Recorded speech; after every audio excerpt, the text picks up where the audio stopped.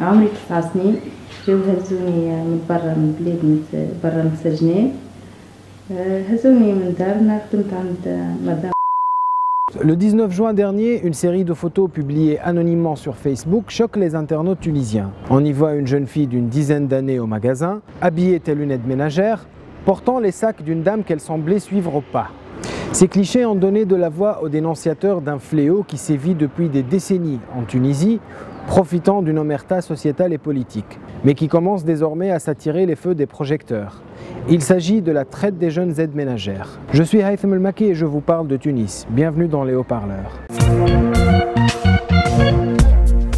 Elles ont entre 9 et 17 ans. Elles viennent des régions pauvres du nord et du nord-ouest. Elles sont cédées par leurs parents à des familles aisées des grandes villes contre paiement, voire un salaire, de misère évidemment.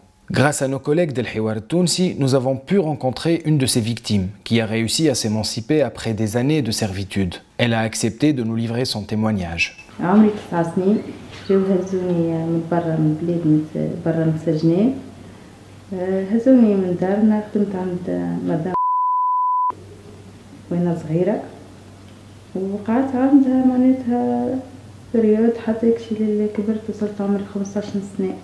بعد من البلاد كالعادة قعدت معناتها نمشي ونخدم عند العباد وحسيت وعديت صغري عند العباد. وصل عمري 19 سنة. وقتها عند مدام 30,000. 30,000 في الجمعة كنتي؟ في الشهر.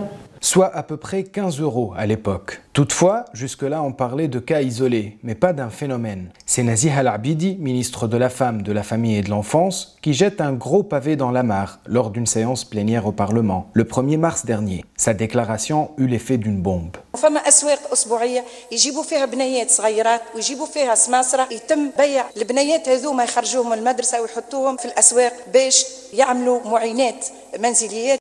La loi tunisienne qualifie sans détour ces pratiques de traite humaine et les sanctions sont sévères. 10 ans de prison pour le trafiquant et 7 pour ses assistants. Depuis août 2016, l'instance nationale de lutte contre la traite des personnes monte la garde. C'est un mécanisme national pour la lutte contre la traite des personnes. Les aides ménagères, c'est la servitude, c'est l'exploitation économique, ça répond à tout. Pour le ministère de la Justice, pour l'année 2015-2016, il y avait 595 cas, je pense. Mais la plupart, c'était la mendicité des enfants et la servitude.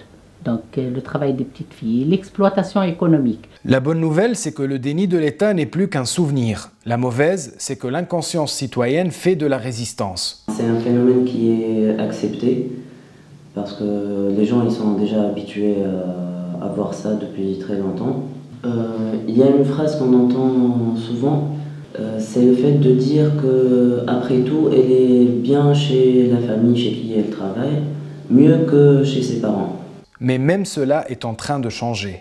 Le 6 juillet dernier, des citoyens de Fernena, dans le gouvernorat de Jandouba au nord-ouest, s'interposent et empêchent un père de famille d'envoyer ses 2 filles à la besogne.